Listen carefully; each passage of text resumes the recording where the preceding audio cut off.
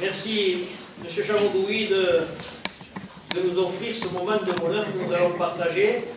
Il y a des moments comme ça qu'on apprécie beaucoup dans la vie tout court, dans la vie de tous les jours. Des moments où il y a ce souffle d'amitié qui est là, qui nous accompagne. Je remercie aussi Frédéric Massat, député, de nous avoir rejoints ce matin. Merci Frédéric d'être là. Je remercie Madame Téchenet, présidente de l'amicale des anciens élèves du lycée Gabriel Fauré. Et au travers de Madame Téchenet, l'ensemble des membres de notre association, puisque je me suis fait attraper un jour dans les rues de Toulouse par votre secrétaire qui m'a dit « il faut que tu adhères ». Donc depuis je suis membre de l'amicale des anciens élèves du lycée Gabriel Fauré. Et nous sommes très contents de vous avoir. Également, j'avais demandé à Françoise Mandrousse, qu'elle a fait les choses bien, toujours Françoise, d'inviter les anciens conseillers municipaux sur plusieurs mandats en arrière. Alors je ne sais pas si elle est remontée à 2 mandats, 3 mandats. Enfin, plusieurs d'entre nous ont reçu l'invitation et se sont donc retrouvés ici avec nous. Et puis bien sûr l'équipe municipale actuelle qui est ici et qui nous accompagne. Et puis quelques amis qui se sont rajoutés. Et on a même un reporter photographe, M. Louis, il vient de Perpignan. Jean-Claude Marotte est venu de Perpignan.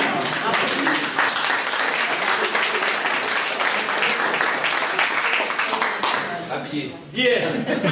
Alors je dois excuser, j'espère que je n'oublie personne, mais je pense que ces deux m'ont envoyé un SMS. Richard Saint-Sac, qui doit être hors du département, puis après il s'en va sur quelle terre, je ne sais pas quand. Ancien maire de Foix, qui avait été adjoint au sport, et également Raymond Berdou, qui au conseil départemental s'occupe du sport, du Mazazil, conseil départemental du Mazazil, et Richard Saint-Sac m'a laissé un petit mot, à qui puis-je le confier, vous le demanderez à M. Louis, peut-être.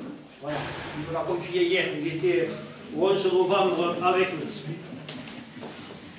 Puis à tous les anciens qui ont pu se libérer, qui sont encore en bonne santé, qui sont avec nous, et Dédé Maris, qui vous a succédé, qui est là. Victor Alain, qui est là également.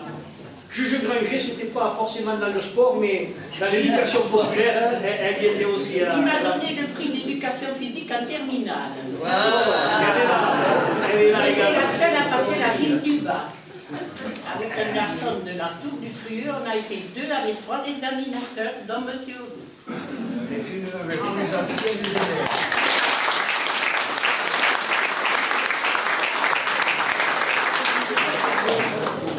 Alors, avant de vous retracer un peu le chemin initiatique de Jean Modoui sur les sentiers de la vie, je veux vous dire 2 choses par rapport à notre équipe municipale et par rapport à la ville de Foix beaucoup plus généralement.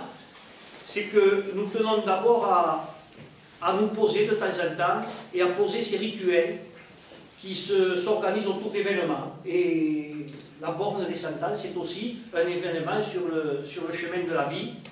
Ça permet de se retrouver ensemble, de s'extraire un petit peu de tout ce tintamarre, et puis après nous repartirons d'ici avec davantage de tonus. On y tient et on y fait très attention à ces rituels.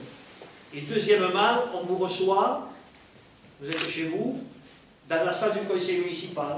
Donc ce n'est pas le café du commerce, ce n'est pas le café catalan, ce n'est pas une salle de réunion, c'est la salle du conseil municipal, sous les auspices de Marianne qui est derrière nous, c'est aussi important, parce que voyez-vous, dans cette salle, et ça ressemble beaucoup à ce que je dirai tout à l'heure quand je tracerai votre chemin de la vie, dans cette salle se retrouve tout courant politique confondu. Ici, des majoritaires, des minoritaires, et on essaie de faire en sorte de construire, d'une part, le respect des opinions de chacun, on demande à personne de renoncer à ses convictions, mais d'autre part, on demande de s'élever au-delà pour faire en sorte que les débats soient des débats argumentatifs et respectueux. Et qu'ensuite, quand tout est dit, collectivement, on puisse prendre une décision qui engage tout le monde. C'est ce respect dans la pratique de la vie publique qu'on essaie de cultiver, qu'on cultive pas mal, quand même je trouve qu'on y réussit pas mal, il n'y a pas que nous, il faut être tous les courants pour accepter ce mode de fonctionnement, et c'est ce qu'on souhaiterait qui se passe dans la vie extérieure. En tout cas, c'est vers cette étoile qu'on tend, Alors on essaie de faire au mieux en étant par rapport à nous-mêmes le plus exemplaire possible.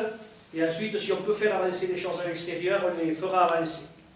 Voilà pour ce qui est un petit peu de l'état d'esprit de cette équipe municipale qui est en place. Et je vais maintenant, parce que vous le connaissez, la famille connaît aussi cela, mais tous ceux qui sont ici ne connaissent pas forcément ce cheminement que vous avez eu dans le domaine professionnel et dans le domaine associatif. Je vais le rappeler.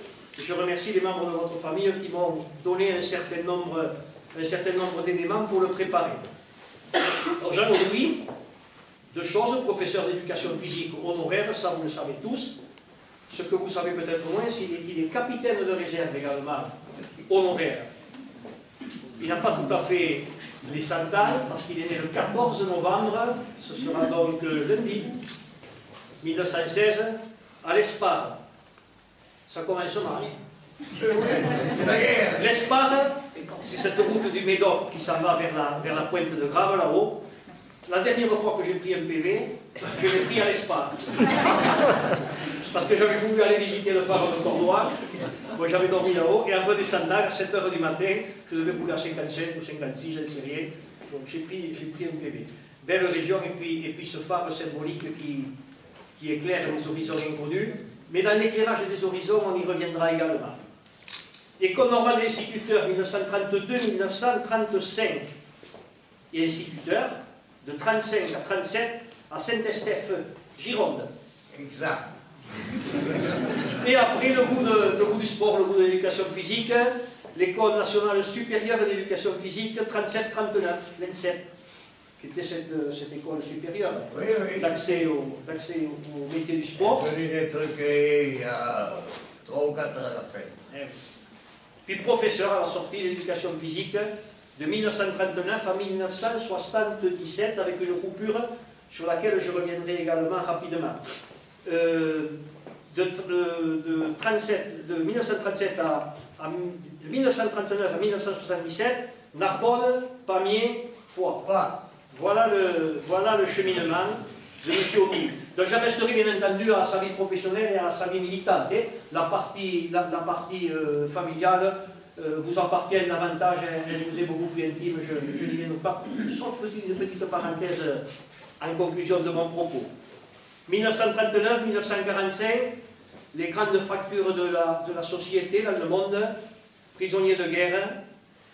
J'ai retrouvé dans les documents qu'on m'a confiés le Tyrol, la Prusse orientale, et ensuite une évasion, et en 1945, le monde retrouve sa liberté, pas complètement, mais enfin en grande partie par rapport à ce qui s'était passé, et vous reprenez en rentrant de votre captivité vos activités et professionnelles et associatives.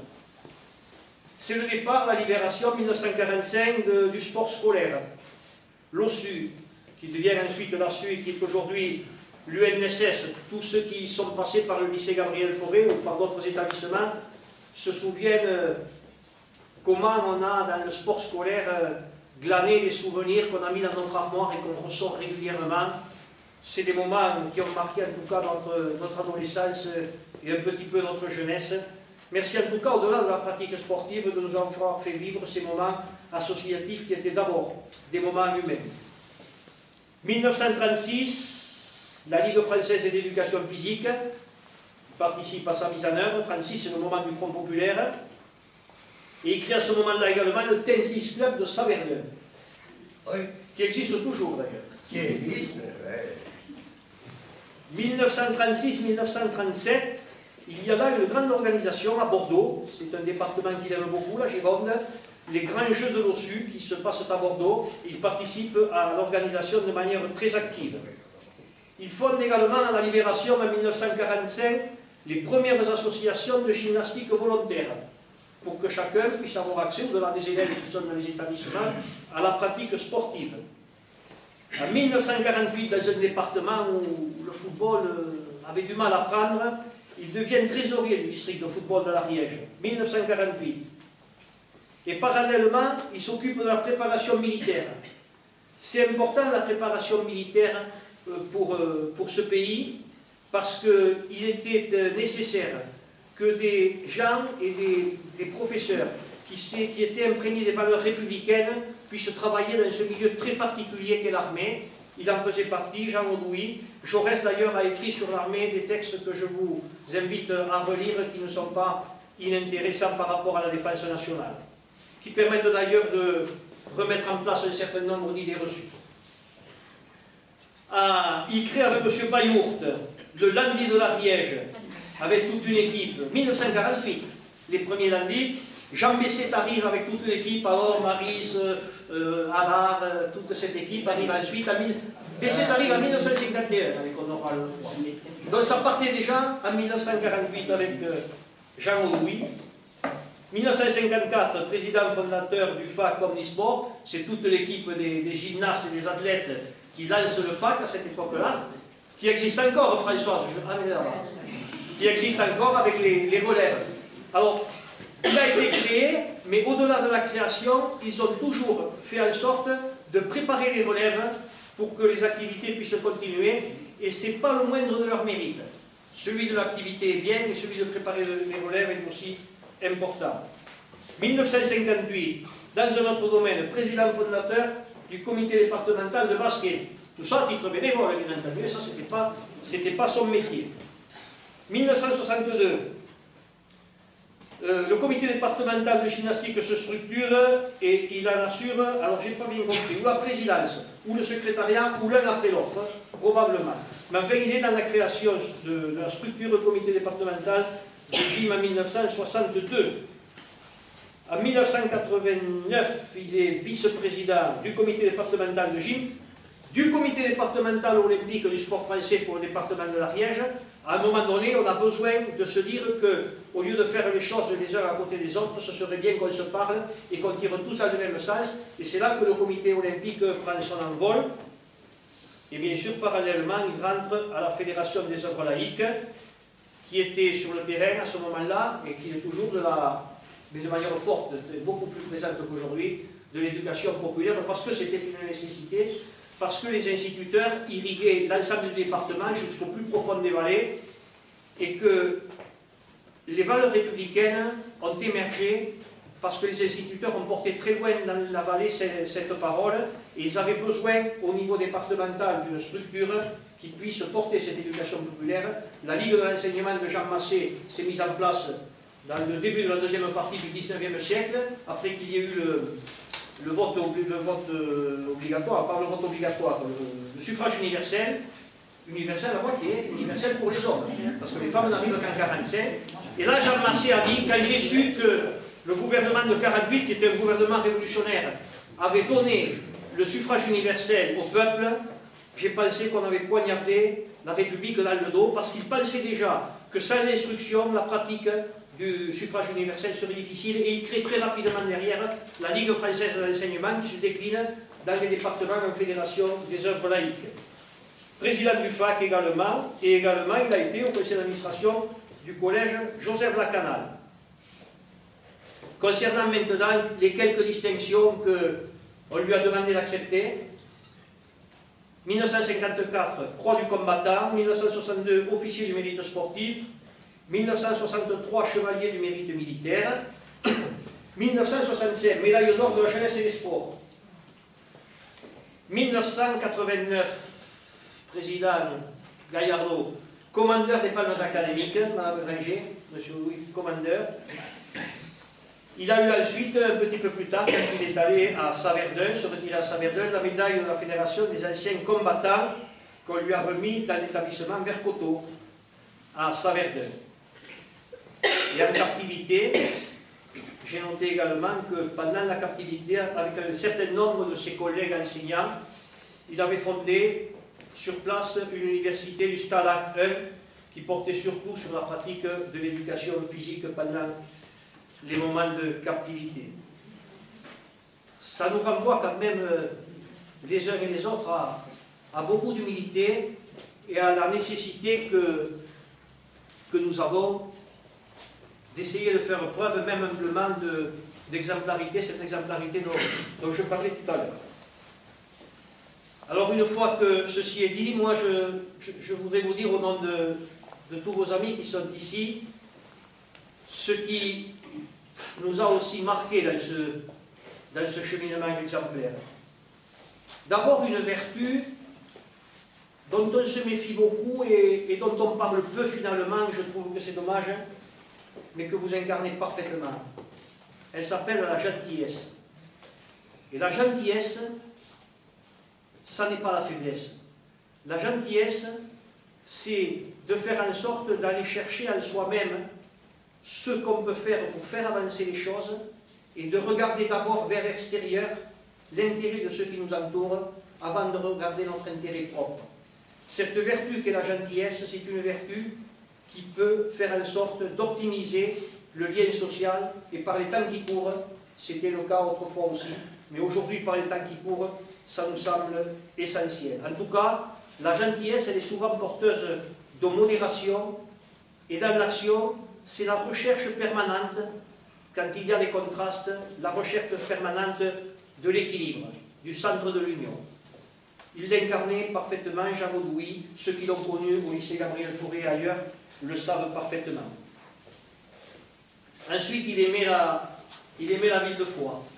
Alors quand j'ai été maire, je n'ai pas eu l'occasion de discuter avec lui parce qu'il était déjà parti se reposer à Saverdun. Mais quand j'ai travaillé avec la municipalité, sans être élu dans un premier temps et en étant adjoint ensuite, il m'arrivait de le croiser au niveau de la statue La Canale.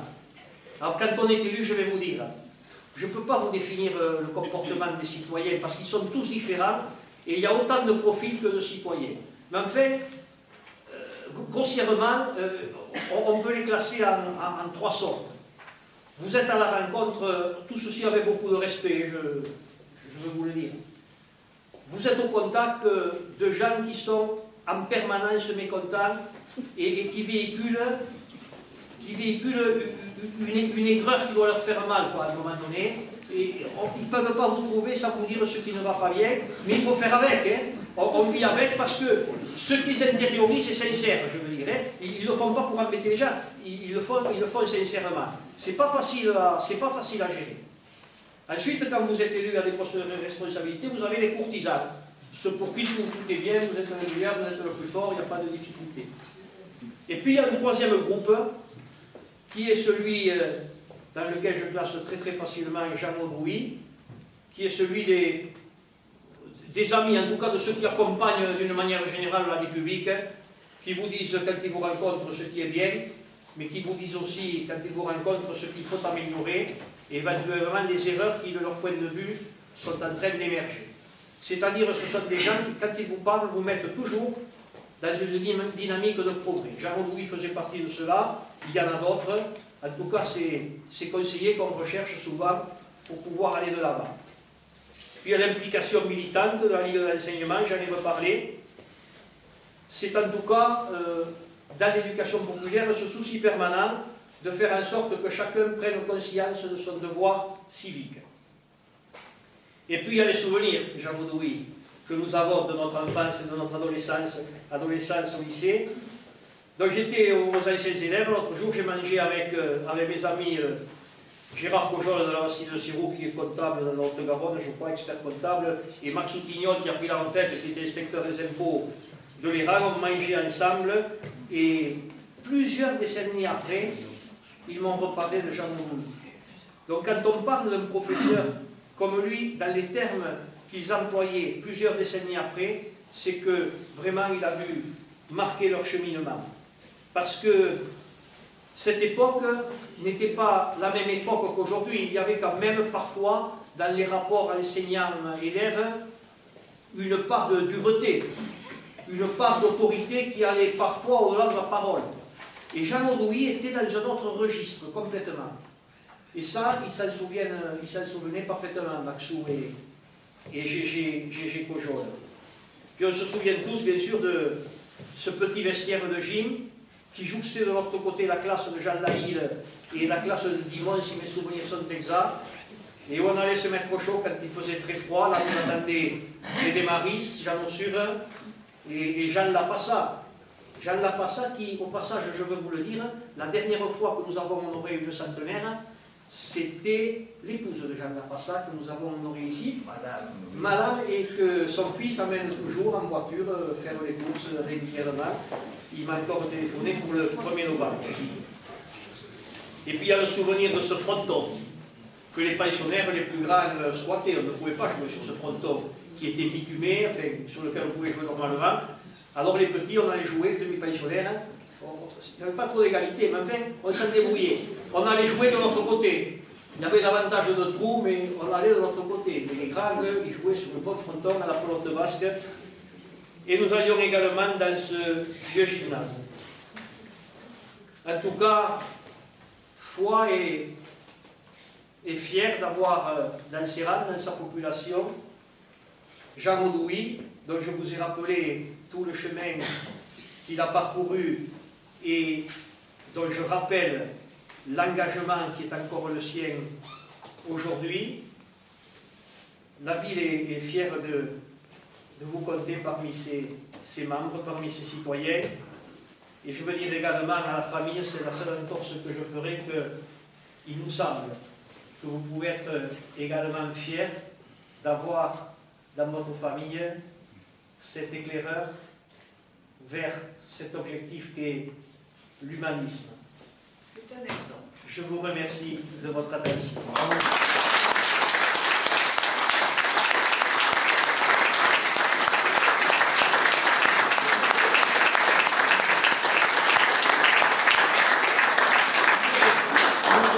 Complètement au bout, parce que j'ai vu des anciens élèves qui sont arrivés un peu chargés.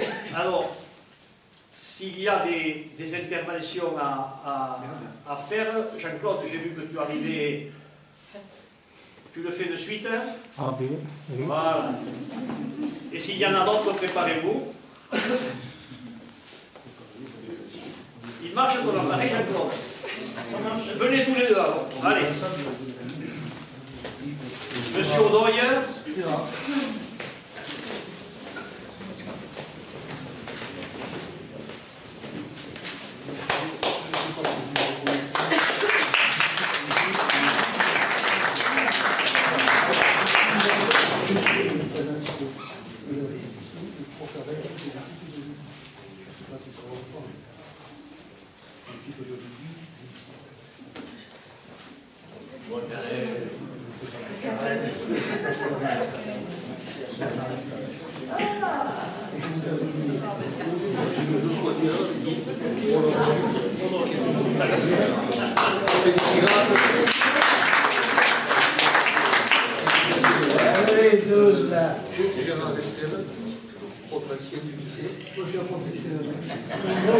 Allez, moustachu. Jean-Claude Marot. Philippe, gentil, merci. La photo du rugby Juniora 58-59. Vous êtes dessus.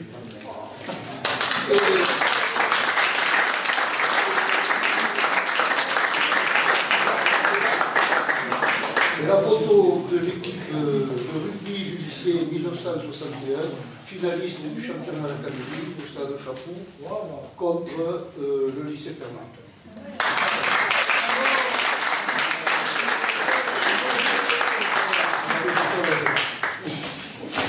Voilà, Merci. Restez avec nous, restez avec nous. Non, Jean-Claude, toi, alors.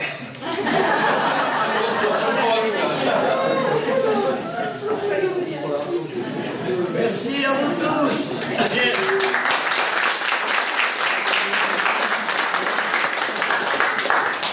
Elisabeth Klein, première adjointe, va vous offrir un livre que vous pourrez feuilleter sur la ville de Foix.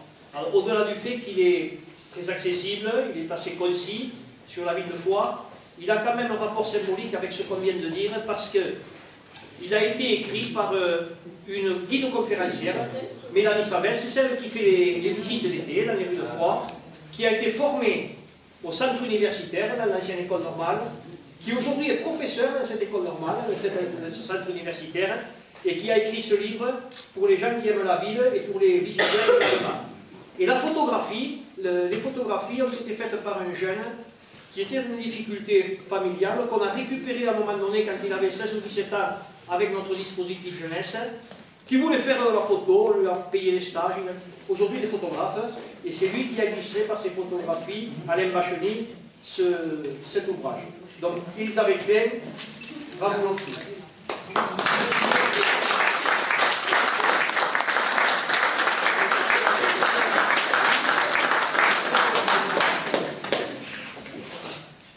Voilà. On n'a pas terminé.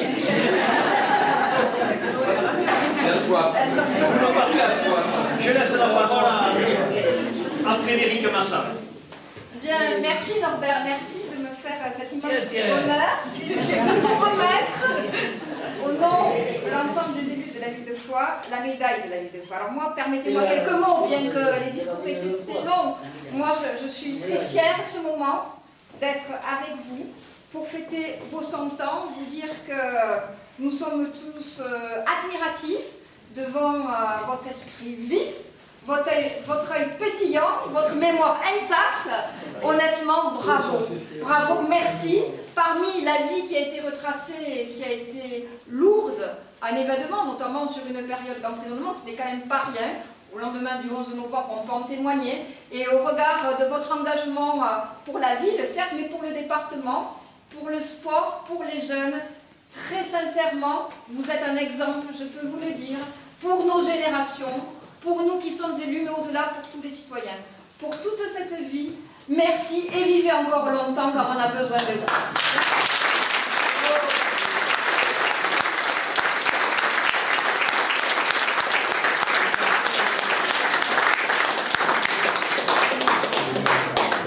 Alors ça n'a pas une grande valeur marchande, mais pour moi ça a une grande valeur symbolique.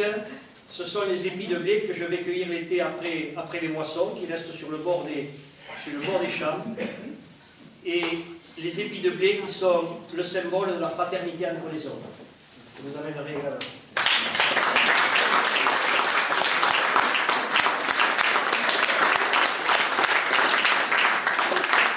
Bien, merci à vous tous et on va continuer les échanges autour du verre de l'amitié. Merci. Merci.